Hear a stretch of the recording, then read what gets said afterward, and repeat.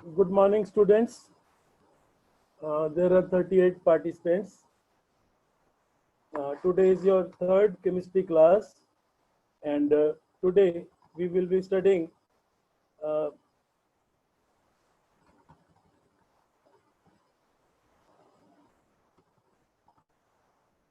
effects of gaseous pollutants.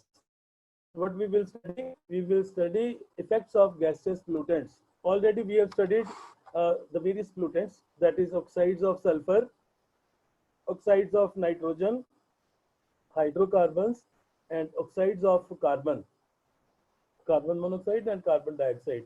These are the things which we have already studied. And now what we have to study is effects of gaseous pollutants. What we have to study? We have to study what is the effect of these pollutants which are present in the atmosphere, if they are present in the atmosphere. So there are two main things which happen because of these pollutants. One is global warming and one is acid rain. You have already have some idea about global warming and acid rain. Okay, so today you will study in detail uh, what is global warming. Along with that, you will study what is greenhouse effect. Please keep your notebooks as well as your pens simultaneously. You keep on writing the points which I am speaking. Okay, and then you can read everything from your NCRT book and then do the homework. For homework, you have to go to the Dropbox. Okay, already you have got the link. You share that link and get the homework from notebook. Okay, so now we will study about global warming. Now, first of all, let us understand what is greenhouse effect.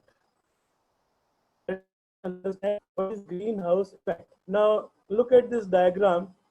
This is Earth surrounded by uh, ozone layer.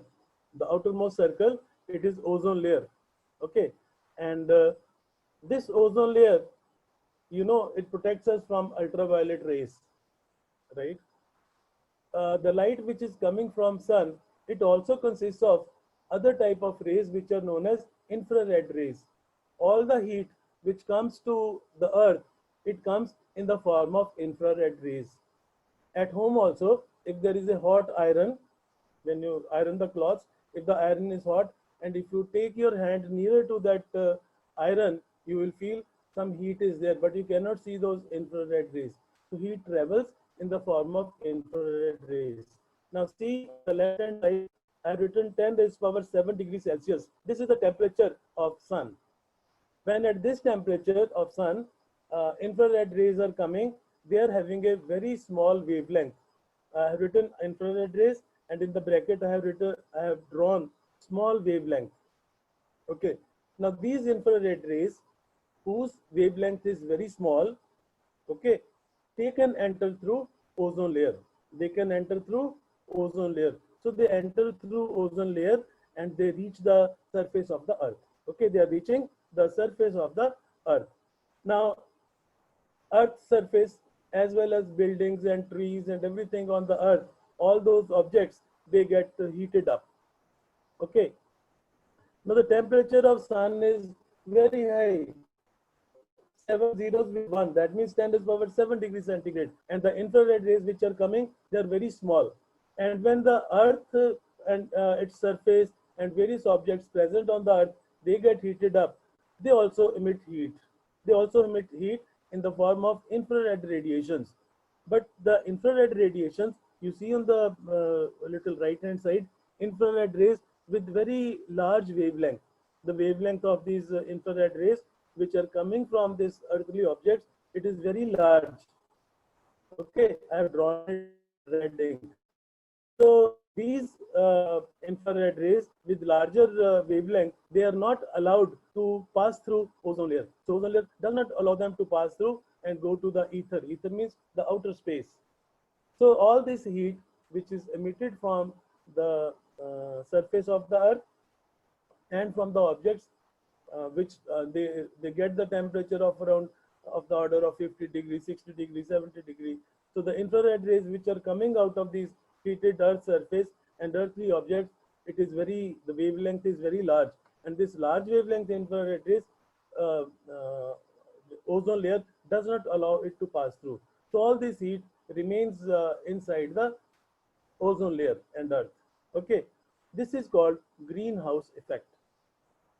Okay, so if somebody asks you what is greenhouse effect, sir, greenhouse effect means trapping of heat by the atmosphere which comes from earthly objects and earth's surface is known as greenhouse effect. Have you understood what is greenhouse effect? Greenhouse effect is due to the heat which is emitted by the objects present on the earth. Okay, now this greenhouse effect results into another phenomenon called global warming. If somebody asks you what is global warming, sir, it is the consequence of consequence of greenhouse effect. Okay, so see on the left hand side I have made a small car. If you park this car in sun, then what happens? All the things, all the objects which are kept in the car, they get heated up. Why? The infrared rays coming from sun, they enter the car. Glass allows these infrared rays to enter into the car, and the all the objects, which are all the materials, all the articles which are present in the car, inside the car, also get heated up. They also emit infrared rays, but those infrared rays which are emitted by the particles present in the car, they are not allowed to come out of the glass. That is why our cars and vehicles, they get heated up. They get heated up due to greenhouse effect. Okay, and global warming is a consequence of this greenhouse effect. It is because of greenhouse effect. So you should be very clear about this thing. Now, what is greenhouse effect? Sir, heating up of atmosphere due to heat rays which are emitted by earthly objects and sun rays is called greenhouse effect. Now, you might be thinking, what is the benefit of greenhouse effect? This greenhouse effect helps us, helps to have a little higher temperature, which is required for growth of plants and to maintain this tolerable climatic temperature. Okay. Now, if greenhouse effect is not there, then what will happen? The question may come, if there is no greenhouse effect, what will happen? Sir, the temperature of Earth, whatever is the present day temperature, the temperature of Earth will become at least 33 degrees centigrade lesser than the present temperature. Okay, so it will be very cool. Plants will not be able to grow and life will get affected. Here, you have got the answer. Now, whatever heat is coming from surface of the earth and earthly objects, who captures that heat? Sir, there are certain gases which capture that heat, which traps that heat and makes the atmosphere hot. Okay, keeps the atmosphere hot. So we call such gases as greenhouse gases. So all the greenhouse gases, I've made a list. Look at the list and try to write down in your notebook. Try to write down in your notebook. The gases are carbon dioxide and methane, CH4, you already know, ozone, and then chlorofluorocarbons and water vapors. So these are the 6 gases. The question may come, name some 6 greenhouse gases. You will write down carbon dioxide, methane, nitric oxide, ozone, chlorofluorocarbons, and water vapors. Whatever heat is coming from the Earth's surface or earthly objects, it is trapped by these gases, and all the heat is kept by these gases. So these are known as greenhouse gases. Now, just look at carbon dioxide, written that it is the main greenhouse gas. Out of these gases, which is the main greenhouse gas? It is carbon dioxide. That's why we are very much cautious that the percentage of carbon dioxide should not go up. If it goes up, it will produce global warming. Okay. Now, I tell you about methane gas. Look on the right hand side, methane gas. So from where this methane gas comes? When we burn certain organic substances or vegetables. When we bring about digestion of vegetables, when these vegetables or organic waste, animal waste or plant waste, when it gets rotten, during rotting of these, methane gas comes. Okay, so these are the three sources from where methane gas comes and enter into the atmosphere. Then next is, we also get methane gas from paddy fields. Okay, the fields where paddy is grown, a lot of water is there. Okay, because the crop is kept under water, so a lot of methane gas also comes. I will not do any chatting while teaching, so I will do the chatting after my class is over, some 3 4 5 minutes. Okay, so don't try to interrupt me. Then second is paddy fields. From there also methane gas comes. Then coal mines, you know, where we are extracting coal from the earth. In those mines, their CH4 gas is also emitted. Then rotting of garbage, whatever waste materials we are throwing and we are stocking somewhere, from that also we get methane gas. So these are the sources of methane gas. Now the question becomes, what is the percentage of carbon dioxide in uh, atmosphere? So it is 0.03% by volume. How much it is? 0.03% by volume. Now, carbon dioxide traps excess radiations. It increases the temperature of Earth too much. Thus, it increases the greenhouse effect. If a little bit increase, say 0.0301%, if it increases like this, uh, there will be a lot of increase in the temperature. So we have to take care that this percentage does not go up. Then comes global warming. What is global warming? I've already told you, it is because of greenhouse effect. The total globe is getting, the temperature of total globe is increasing. Okay. So it is the consequence of greenhouse effect. Okay, it is the main consequence of disturbance of greenhouse effect, and it has a drastic effect on climatic conditions. You know what happens if the temperature of the globe goes up? You know, in Himalayas, lot of ice is there. Okay, and as the summer is approaching, those glaciers which are present on the hilltops, they start melting. Okay, so if the temperature is a little bit more than previous year, then what will happen? The melting of ice will become quicker, and what will happen? More water will start flowing into the rivers, and all the areas which are present on the sides of the rivers, they will get flooded.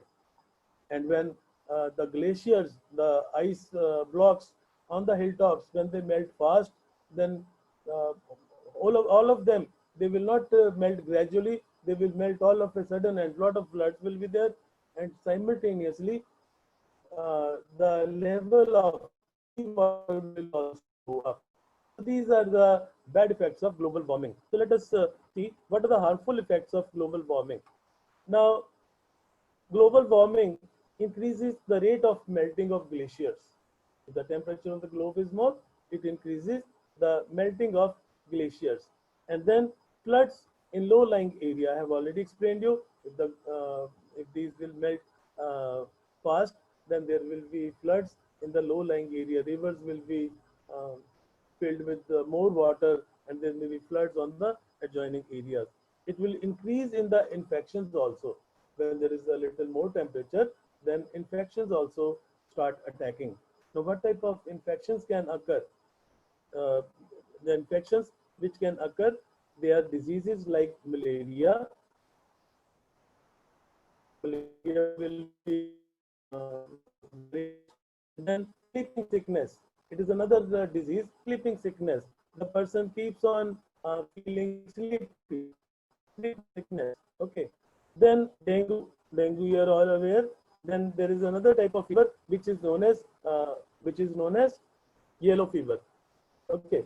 So these are the diseases which will be caused due to global warming. Please keep making notes. Malaria will be there, sleeping sickness will increase, dengue and yellow fever, these will happen. Okay. Now, can we reduce this global warming? Yes, we can get rid of this global warming. We can try that there should not be any global warming. Sir, how can we do it? What are the methods to reduce global warming? Suppose if we minimize the use of automobiles, if we minimize the use of automobiles, what will happen? We will not burn fossil fuels. The burning of the combustion of fossil fuels will become less. Okay, then uh, so what should we do?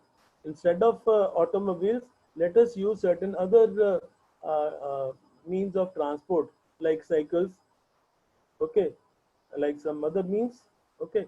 Then we can also reduce it if we start carpooling. Now, what is carpooling? Instead of one person going in a single car, people can make groups, small groups, 4 or 5 people. They can go together in that car. That is called carpooling.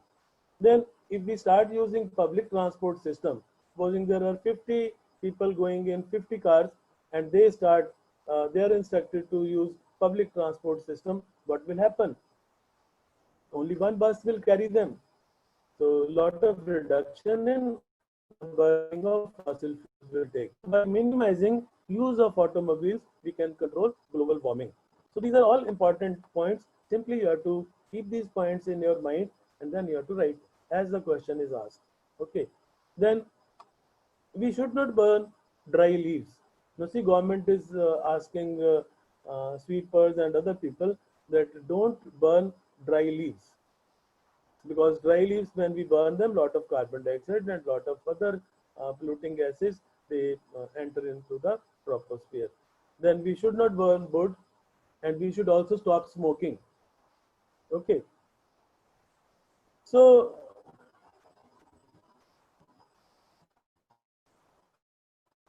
by planting more trees, now see, we plant more trees, then how they benefit? So whatever carbon dioxide is there in the atmosphere, it is plants which are using that carbon dioxide. If we will plant more trees, the amount of carbon dioxide will be less, and then we will be able to control this global warming. Okay. Next is, so there are two consequences. There are two consequences, two effects of gaseous pollutants in troposphere. One was global warming. So in this, we have understood what is greenhouse effect and what is global warming. Clear? Then comes the second consequence. When gaseous pollutants are there in the troposphere, they cause global warming, they cause greenhouse effect. And the second thing is acid rain. They cause acid rain also. Now, what is an acid rain? Do you know, when the rain starts, the rainwater is not neutral. So why rainwater is not neutral? When the neutral water from clouds is falling down, when it is coming to the earth, then it meets with the carbonic acid. Huh? From where this carbonic acid comes? Look, carbon dioxide, look at the equation, simple equation, not fear. Carbon dioxide, it combines with water and it forms H2CO3. What does it form? It forms H2CO3. Now, what is this H2CO3? Sir, H2CO3 is a carbonic acid. Okay. Now, this carbonic acid, it ionizes to give hydrogen ions and bicarbonate ions. It ionizes to give hydrogen ions and bicarbonate ions. Simply it splits to give hydrogen ions and bicarbonate ions. So these hydrogen ions, this because of this carbonic acid, the rainwater is slightly acidic. The pH can be somewhere from 7 to 5.6. So this is the pH of normal rain. When the rain starts, the pH may be up to 5.6. Why it is up to 5.6? Because of dissolution of carbon dioxide in water, and due to the presence of carbonic acid, it is acidic. Okay. And it is observed that in those areas where we pollute lot of sulfur dioxide and nitrogen dioxide into the atmosphere, the rain is more acidic. So what is an acidic rain? Acid rain, when the pH becomes down, becomes less than 5.6. So it is highly acidic. So this is known as acid rain. So when the rainwater, its pH is less than 5.6, we call that rain as acid rain. Okay. Now this acid rain is because of oxides of sulfur and oxides of nitrogen. First of all, let us look at the equations, because you people, you feel that equations are very difficult. Now see, we burn fossil fuels, we burn coal in industries. So coal has got some sulfur and some nitrogen content in that. When we burn this coal, we get sulfur dioxide and we get nitrogen dioxide from the sulfur and nitrogen present in the coal. Sulfur, it combines with water and it combines with oxygen. When it combines with oxygen, sulfur trioxide will be formed. When it combines with water, sulfuric acid is formed. So if sulfuric acid is formed and it meets the rain, what will happen? The pH will automatically become less than 5.6. Similarly, nitrogen dioxide, it gets oxidized and it dissolves in water and then it forms nitric acid. So sulfur dioxide, oxides of sulfur and oxides of nitrogen, they are responsible for making the rain acidic, for making the pH less than 5.6. Now oxides of sulfur, sulfur oxides of nitrogen. So from where these oxides of sulfur and nitrogen come? They come when we burn fossil fuel, when we burn coal. Where do we burn? In thermal power stations. We burn coal and get electricity in thermal power stations. We burn coal to start our boilers and make steam in industries. In automobiles also, we burn our petroleum and gasoline. So from all these combustion processes, the oxides of sulfur, that is sulfur dioxide and nitrogen dioxide, they come. And it is these oxides which are responsible for acid rain. Okay. Now, what happens to these oxides? So these oxides first undergo oxidation. Okay, sulfur dioxide will get oxidized to sulfur trioxide. But I have already told you that the oxidation of sulfur dioxide is quite difficult. Okay, it requires the presence of a catalyst, vanadium pentoxide, in chemical industry. But in the atmosphere, the small particles, particulate matter, that act as a catalyst, and the conversion is quite slow.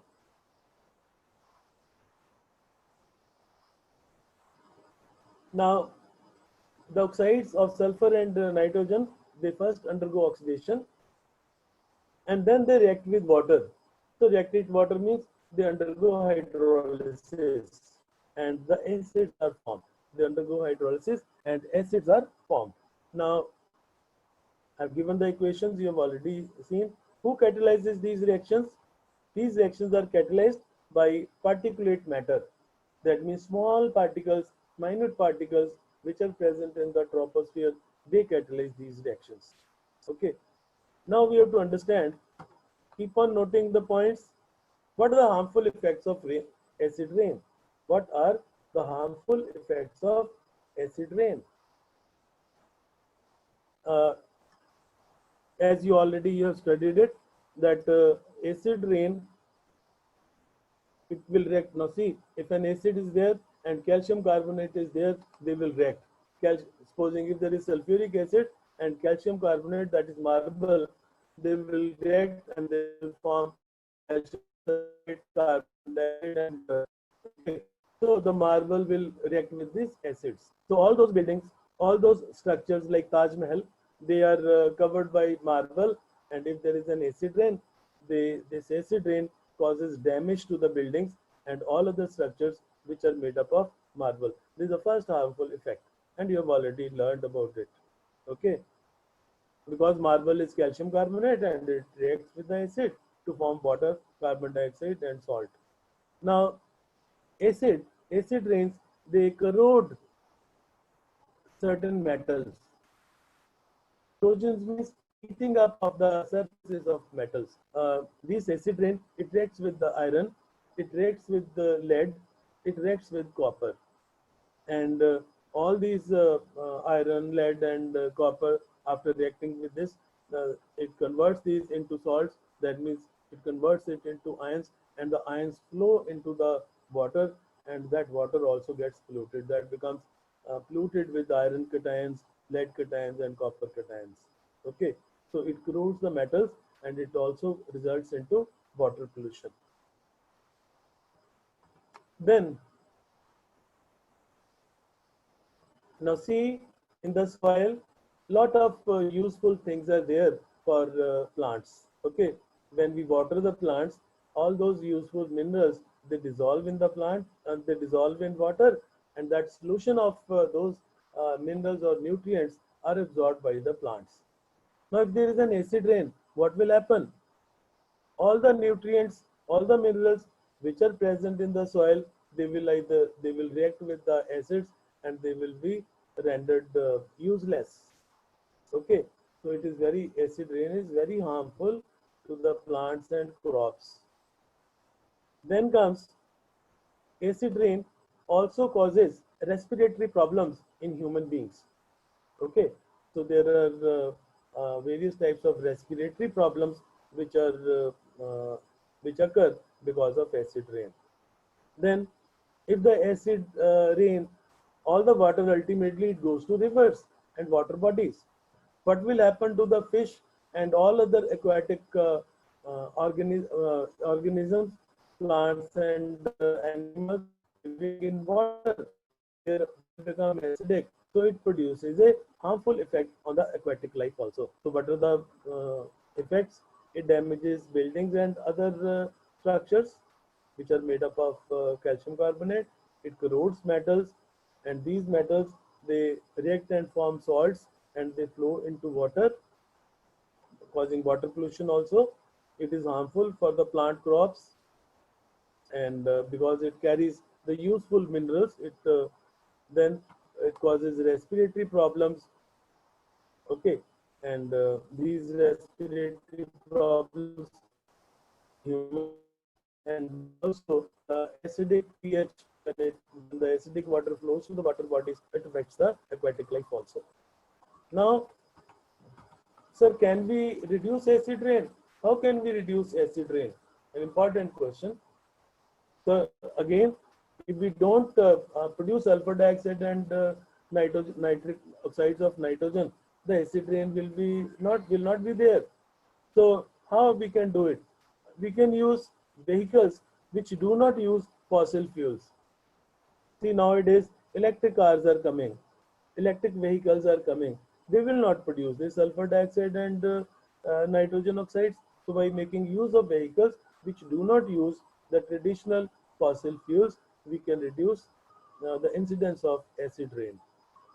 Then the second point is use fuels having less sulfur. Reduce the acid rain, incidence of acid rains by selecting only those type of fuels. Sulfur content is less oxides of sulfur will be produced, or we can use certain other fuels. For example, natural gas. Natural gas. Natural gas does not contain sulfur. Okay, it contains only hydrocarbons, and so if we use fossil fuels having less sulfur, right, like natural gas, or we can use coal with minimum sulfur content, again we can control the formation of oxides of sulfur and nitrogen. So we can control acid rain. Now see, in automobiles, the fossil fuel petroleum is burned, and the temperature of that engine is very hot. Okay, and this petrol is mixed with the oxygen with air, and then burning of petrol takes place and the temperature is quite high. At that high temperature, what happens? Look at this, oxides of nitrogen and oxides of carbon will also be formed. So we will have carbon monoxide and nitric oxide. Okay, this nitric oxide at 573 Kelvin, it gets converted into NO2, nitrogen dioxide. Carbon monoxide, it will get converted into carbon dioxide, of course, by burning with oxygen. Okay, if we have to write it in the form of equation, we write oxygen plus CO plus oxygen, carbon dioxide. So at that high temperature, in the automobile engines, lot of nitrogen dioxide and carbon dioxide is produced. But if we use certain small equipments, we call these equipments as catalytic converters. We these catalytic converters, if we use them, they reduce the emission of these harmful gases. Sir, what are those catalytic converters? Sir, they are made up of ceramics, just as you seen cups and plates. Okay, they are made up of ceramic materials and they have got a honeycomb like structure. Okay, and on this ceramic honeycomb like structure is coated certain metals like platinum or palladium or rhodium. RH is the symbol of rhodium, RHODIUM, platinum, palladium, rhodium. Any of these coated on honeycomb like structures of made up of ceramic. They are used as catalytic converters. So what does it do? It converts poisonous nitric oxide to NO2 and carbon monoxide to carbon dioxide. Okay, so these catalytic converters, they reduce the pollution. Okay, then comes addition of powdered limestone. Addition of powdered limestone. Now see, because of acid rain, our soil is also becoming acidic. You know, farmers, when they have to grow some crops in the field, they get the pH of their soil tested, that what type of crop we can grow here. So if the soil is acidic, then how do we neutralize it? We mix powdered limestone in that soil, and that neutralizes the soil, that normalizes the acidic pH. Okay, so by addition of powdered limestone, we can neutralize the acidic solutions. Okay, then the next point is by spreading information to the public and to the people at large. Okay, we should do this, we should not do this, we should do this, do's and don'ts. If we spread this information, this will also help in controlling the acid rain. So these were the two consequences of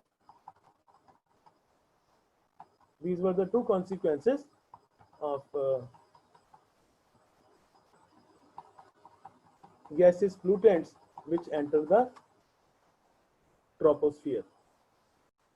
Smoke and fumes. Okay, now how many types of smog is there?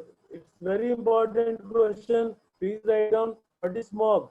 Smog is a mixture of smoke and fog. It's a mixture of smoke and fog. Very frequently this question appears in the examination. What is smog? Smog is a combination of smoke and fog. Now there are two types of smogs. There are two types of smogs. One type of smog is known as classical smog. Another type of smog is known as photochemical smog. Okay, it is very important question. Now let us understand the difference between these two. This classical smog, it is how it is formed. Classical smog is formed due to sulfur dioxide and humidity in the air. Suppose in the air, humidity is always there. If the humidity is more and also sulfur dioxide gas is present, we we see there is a smog which is formed. We call it as classical smog. On the other hand, what is photochemical smog? The photochemical smog is formed due to two other things, that is NO2 gas and hydrocarbons. So the question comes, why the differences between classical smog and photochemical smog? That's why I'm showing you the differences. Photochemical smog is formed due to the combination, due to the reaction of nitrogen dioxide, NO2, and hydrocarbons, whereas classical smog is formed due to reaction between sulfur dioxide and humidity of air. Clear? Classical smog from sulfur dioxide and humidity, photochemical smog from NO2 and hydrocarbons which are present in the atmosphere. Now, in classical smog, smoke and fog are involved. Okay, classical smog, classical smog, it requires fog as well as smoke. But in photochemical smog, there is no need of fog and smoke. Okay, it is formed by the action of oxides of nitrogen and hydrocarbons. Then classical smog was first observed in London. We call it as London smog also in the year 1952, whereas the photochemical smog, which was formed due to NO2 and hydrocarbons, was first observed in Los Angeles in summers.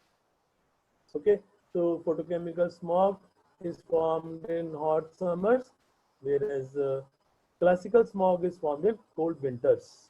Okay, now what is the bad effect of classical smog and what is the bad effect of Los Angeles or photochemical smog? Sir, classical smog, it causes bronchitis. You know that windpipe in our respiratory system, it divides into two, which are known as bronchia. Okay, so bronchitis, when they get inflamed, it is known as bronchitis. And then classical smog causes bronchitis and it causes irritation in lungs. Okay, whereas photochemical smog, it produces irritation in eyes. Clear? Photochemical smog, it produces. No need to raise hands. I will talk to you later. Lower down your hand. Okay. Classical smog, it results into bronchitis in human beings, and then it results into irritation in lungs. Whereas classical smog, it results into, it causes irritation in our eyes. So these are the differences. This is an important question. I will speak again. For body smog, smog is a combination of fog and smoke.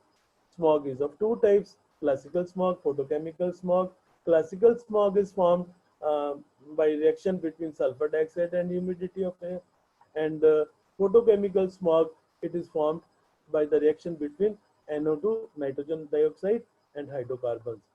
Now, classical smog, it involves smoke and fog, and photochemical smog, it does not involve smoke and fog. It is classical smog is known as London smog, and photochemical smog is known as Los Angeles smog. Classical smog was the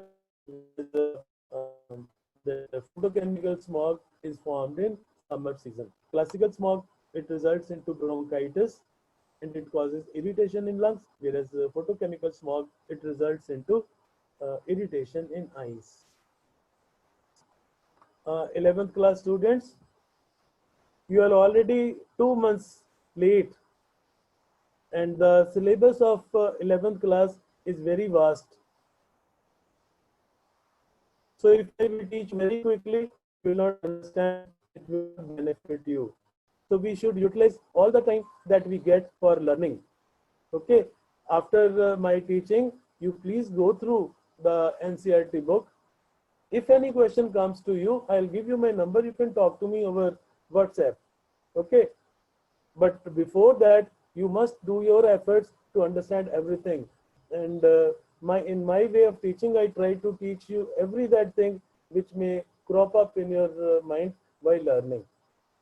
Okay, so please let me finish your syllabus. We don't know when the lockdown will open. Okay, so we should utilize our timing. By this time, I should have completed 4 chapters, and it's the first chapter which I am continuing. Okay, so please see, we are left with very less time. Then once we meet, we can discuss many things. Okay. Now we have studied what is smog. We have studied it is of two types, and we have also learned the differences between these two. And then formation of photochemical smog. Formation of photochemical smog. Sir, how this photochemical smog is formed? Okay, I've already told you it requires hydrocarbons and it requires nitrogen dioxide. Now, first of all, before I speak anything, let us look at the reactions. So that now see,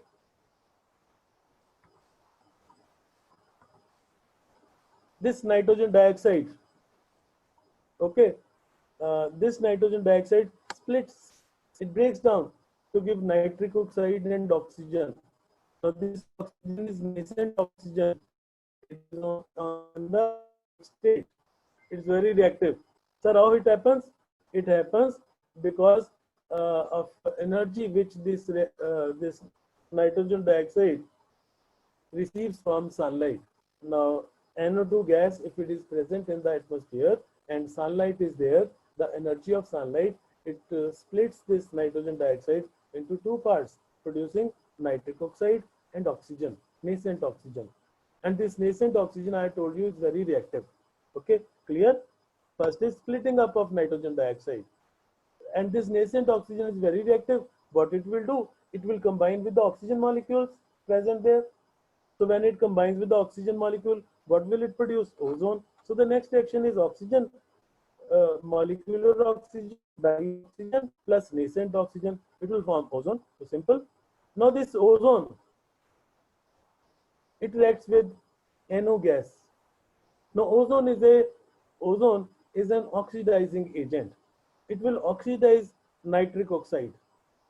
Okay, it will oxidize nitric oxide. What will be the product if nitric oxide is oxidized? The nitrogen dioxide. So ozone will oxidize nitric oxide to nitrogen dioxide. So when it oxidizes it to nitrogen dioxide, the remaining thing will be oxygen. So it can ozone and nitric oxide, they convert and form nitrogen dioxide and oxygen. Now ozone and now this nitrogen dioxide and hydrocarbons. So what I told you, photochemical smog is formed by the reaction of nitrogen dioxide and hydrocarbons. Suppose in the atmosphere hydrocarbons are there. How, from where these hydrocarbons come? By burning of organic matter, by burning of fossil fuels. Okay, and from where nitrogen dioxide will come? That I am showing you. First of all, if the nitrogen dioxide is present in the atmosphere, it will gain sunlight and it will split into NO and O. This O will combine with oxygen to form ozone. Ozone will combine with the nitric oxide to form nitrogen dioxide. These reactions keep on occurring. NO2 gas will keep on splitting and formation of more nitric oxide will keep on taking place. So nitrogen dioxide is formed, and this nitrogen dioxide as well as hydrocarbons, when they form a number of products. The first product is formaldehyde. Do you know what is formaldehyde? You have studied that CHO group is an aldehydic group. I think you can remember CHO group is called aldehydic group. If one hydrogen atom gets attached to aldehydic group, it forms the first member of aldehydes, and its name is formaldehyde, and the IUPAC name is methanol. So when NO2 gas and hydrocarbons, they react. Look, there is a equation. Suppose if the hydrocarbon is methane and it is present in the atmosphere, it will react with ozone and it will form HCHO. So what is it? It is formaldehyde. So an aldehyde is formed. So hydrocarbons, they also react with the NO2 gas to form acrolein. So difficult name. It's not difficult name. You learn acrolein. Now what is acrolein? You have already studied CH2 double bond CH2. Write down CH2 double bond CH2. It is ethene. If one of the hydrogen atom from one carbon atom, it is removed, it is replaced by a CHO group, it becomes acrolein. So what is acrolein? Acrolein is CH2 double bond CH and CHO. Okay, please learn this. The formula will be asked. Formaldehyde will be formed, acrolein will be formed, and another substance, PAN. The question may also come, write the full form of PAN. What is PAN? PAN is peroxyacetyl nitrate. Peroxyacetyl nitrate. And the formula is CH3 CO3 NO2. Okay, CH3COO NO2, peroxyacetyl nitrate. So this is the full form of PAN. So these are the products which are formed by the reaction of ozone, nitrogen dioxide, and hydrocarbons. So they are the constituents of photochemical smog. Okay, as this type of smog contains ozone and NO2, photochemical smog is oxidizing in nature.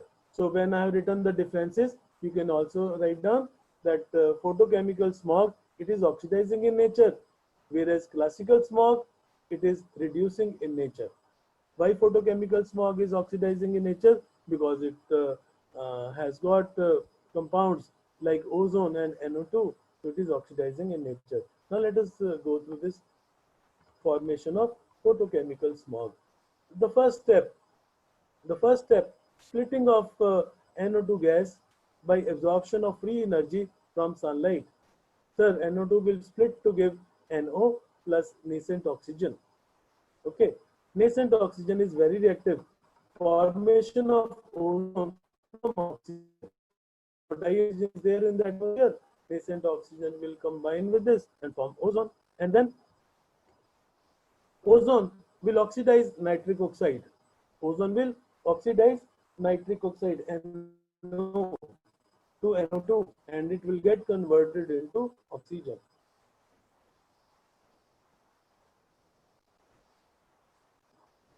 So the next step, I have not written reaction so that the things become simple for you. This nitrogen dioxide, ozone, and hydrocarbons, they react among themselves. What are the things? Ozone, nitrogen dioxide, and hydrocarbons, and they produce these undesirable products: formaldehyde, acrolein, and PAN. And then I have shown you the reaction between methane and ozone. So this type of photochemical smog, which is found in nature, because it contains some oxidizing agents. So what are the harmful effects of photochemical smog? So the harmful effects of photochemical smog are, it contains very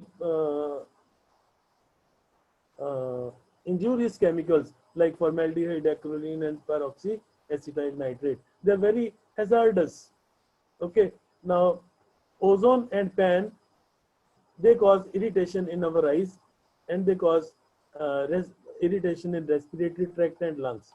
Then photochemical smog, it also is also harmful to materials like metals, stones, and building materials. I think you can learn and make points like this.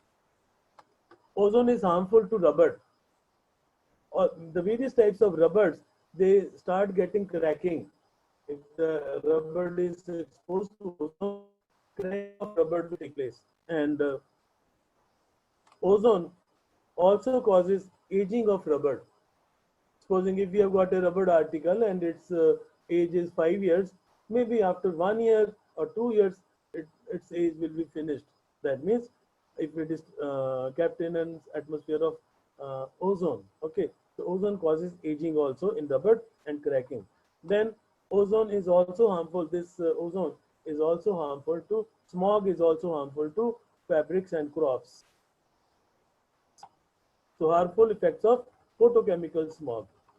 So it is also harmful to, ozone is also harmful to vegetation, plant growth, and productivity of plants. Now this PAN, it is toxic to younger leaves. The tender leaves, they get affected by this PAN. And NO2 gas, which is brown colored, it reduces the visibility. Supposing there is a photochemical smog in the atmosphere and the pilots, while flying that aircrafts, they will have very poor visibility. So they face problems. So these were the bad effects of. So how to control photochemical smog? Sir, photochemical smog is formed from NO and hydrocarbons. If there is no NO and there are no hydrocarbons, no photochemical smog will be formed, or it will be very less. So how can we achieve it? We can prevent the release of oxides of nitrogen and hydrocarbons in automobile engines. Again, if we put catalytic converters into automobile engines. Clear? This we have already talked about. Formation of photochemical smog actually involves formation of very reactive free radical species. This formation of photochemical smog, if you study the reactions in detail, it involves production of free radicals. Now you will have a question, sir, what are free radicals? Any species, any atom which has got an unpaired electron, it is called free radical. Suppose if I write chlorine and I write one dot above that chlorine atom, what will it represent? It will represent chlorine free radical. That means chlorine atom is having a single unpaired electron, and it is free radical. Free radicals are very reactive species. So formation of smog actually involves formation of reactive and free radical species. If we spray some chemicals which use those free radicals which are formed, photochemical smog will not be formed. So what is the method? Whatever free radicals are formed in the atmosphere, by spraying certain chemicals, we can remove those free radicals. Okay. And the last point is by planting. If we do plantation of certain plants, now there are certain plants, if you speak their names and learn them, it will benefit you. One is pinus, pine trees you might have seen in the hill stations, very long and long trees. So pinus, uniparis, it's another type of plant, tree. Quercus, pyrus, and vitis. So these are the plants. If we do plantation of certain plants like which we have named, they metabolize NO gas. So what do they do, sir? Sir, they utilize NO gas from the atmosphere. They utilize NO gas and they use it in their metabolic processes. Which trees, which plants? Pinus, Uniparis, Quercus, Pyrus, and Vitis. And the last point is, if we use vehicles which are non-polluting, we can get rid of this photochemical smog. Then comes particulate matter. We will study in the next class. Okay.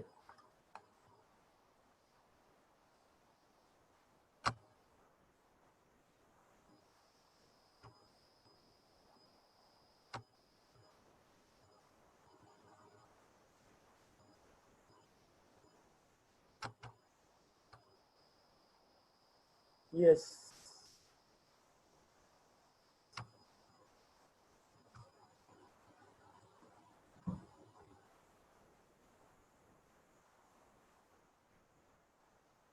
Uh, Kanchan.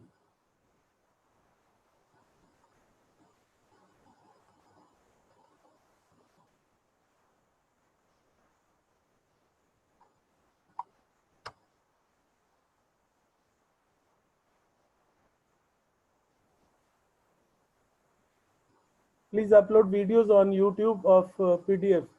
Uh, See, I've already uploaded the videos of this class, but you cannot see it because it is unscheduled, it is unlisted. Only the managers of school, they can see it. Okay. Then I will see that I put up a short video for you after 2-3 days on total environmental chemistry chapter. But you read from NCRT, you will get everything. Okay. Akash Sharma, Nikhil Kaushik.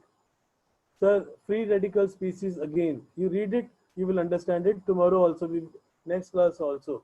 Gunika Kapoor. Sir, how do we need to prepare our notebooks? So whatever topics I am teaching you, you keep on writing them and you prepare your notes. Then comes Mehak Mantri. We have to copy these notes in fair notebook. No, you have to prepare your own notes. You have to write down the points which I have discussed, because it will put a limit. If you refer to any reference books other than NCERT, you will find lot of things which will make you afraid of. We don't have to learn all those things. We have to learn only on those. We have to learn only those topics which I am teaching you. Okay. So it was the query of Mehak. Then, sir, I searched, uh, but I did not got. But should, sir, please explain mild narcotic effect. See, there are some drugs, there are some medicines. If we will take those medicines, we become addicted to those medicines. So all those medicines, all those substances which produce addiction, they are called narcotic. All right, okay. So the person feels dizziness or something. Drop box में जो question है, please do the questions. Look, how many notebooks you're supposed to have? One notebook where you will note down whatever I am asking you to write. From next or next to next class, I will be starting organic chemistry. Without writing, then and there, you will not learn. Okay. So in online classes, at least for chemistry, you have to write the things while I am teaching, and then you have to make fair notes. So there will be two notebooks. One will be the fair notebook, where all the topics which I am teaching, you will make them fair. And the second will be homework notebook. Whatever questions are being given to you, you will write the question answers. Then comes Vikas. Effects of classical and photochemical smog. Already I have told you, photochemical smog, it produces irritation in our eyes. Classical smog, it irritates the respiratory tract. Okay. Bhumika Bhardwaj. Sir, the question which you have given in Dropbox, they need to be in notebook. Yes, there has to be two notebooks. One is chemistry homework notebook, where you have to write only question and answers. And then one fair notebook, FNB, where you have to write whatever is being taught to you in classes. And one notebook, which when you are attending the class, you have to keep that notebook with you. Sir, give your number. Who wants my number? Mahak. So Mahak will trouble me. I'll give you.